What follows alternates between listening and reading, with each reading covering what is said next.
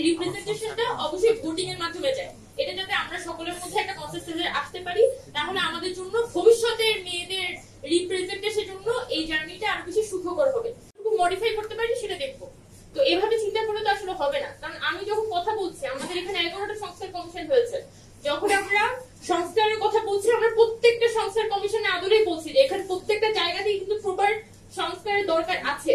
সেই জায়গা থেকেই কিন্তু ফিমেলদের আসলে কতটুকু রিপ্রেজেন্টেশন হবে সেটা কিন্তু প্রত্যেকটা সংস্কারের মানে পার্সপেক্টিভেই কিন্তু সেটা তৈরি হবে। সো এটা আসলে একটা ফিউচারিস্টিক বিষয় যে আমি আসলে ইন ফিউচার আমি আমার মেয়েদেরকে কোথায় দেখতে চাই সেটার উপরে। এবং আমি অবশ্যই মনে করি যে এখানে যদি মেয়েদেরকে ইন্ডিপেন্ডেন্টলি এখানে কম্পিট করার অধিকারটা দেওয়া হয়, যে ওয়েল আমার এগেইনস্টে হয়তো আমার নির্বাচনী এলাকায় একটা আসন থাকবে, যে আসনে আমার এগেইনস্টে অন্যান্য ফিমেল ক্যান্ডিডেটরা থাকবে এবং আমি অ্যাটলিস্ট তার এগেইনস্টে কম্পিট করতে পারবো।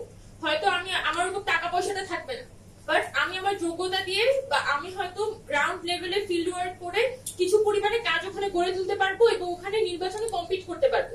যদি ওই অধিকারটা দেয়া হয় এবং আমার মানে অ্যাজ এ ক্যান্ডিডেট আমার আসলে কতটুকু পর্যন্ত জনসমর্থন আছে সাধারণ জনগণের মধ্যে, সেটা যদি আমি হচ্ছে দলের কাছে এবং মানে সকলের কাছে সংসদে যদি আমি প্রুভ করতে পারি, তাহলে কিন্তু সংসদে সেটা একটা আমার একটা ভিত্তি হিসেবে কাজ করে। আর যদি এখানে জাস্ট সংরক্ষিত আসনে যেটা এতদিন পর্যন্ত হয়েছে যে রিজার্ভেশনের মাধ্যমে জাস্ট একজনকে পিক এন্ড চুজ করে হচ্ছে তাকে সংসদে পাঠিয়ে দেওয়া হয়, তখন দেখা যায় ওই মানুষগুলোর মধ্যে কালেকটিভ কনসাসনেসও কাজ করে না যে আমি ওখানে ফিমেলদেরকে রিপ্রেজেন্ট করতে যাচ্ছি।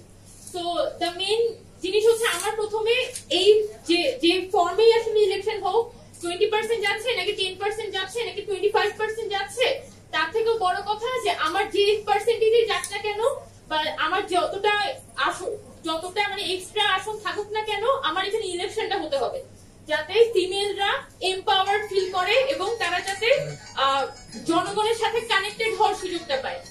So the first thing is আমাদের ইলেকশনটা হইতে হবে এবং আদার যা যা আছে এখানে আসলে অনেকগুলো সংস্কার কমিশনে অনেকগুলো প্রস্তাবনা আছে। আপনি যদি নির্বাচন ব্যবস্থা সংস্কার কমিশনে যান, আপনি যদি সংবিধান সংস্কার কমিশনে যান বা নারী সংস্কার কমিশনে যান, প্রত্যেকটা সংস্কার কমিশনের যে প্রস্তাবনা প্রত্যেকটার কিন্তু ডিবেটেবল এবং প্রত্যেকটা কিন্তু অনেক বেশি ডিফারেন্সেস আছে। সো ডিবেটটা হওয়ার মাধ্যমে আমরা আসলে কতটুকু সিট বের করে আনতে পারবো বা ফিমেলদের জন্য আসলে কতটুকু রিজার্ভেশন আমরা এখানে থেকে বের করে আনতে পারবো, এটা অবশ্যই একটা ডিবেটেবল ইস্যু। বাট যাই হোক না কেন আমরা এই রিপ্রেজেন্টেশনটা অবশ্যই ভোটিং এর মাধ্যমে চাই। এটা যাতে আমরা সকলের মধ্যে একটা কনসেন্সাসে আসতে পারি, তাহলে আমাদের জন্য ভবিষ্যতের মেয়েদের রিপ্রেজেন্টেশনের জন্য এই জার্নিটা আরো বেশি সুখকর হবে।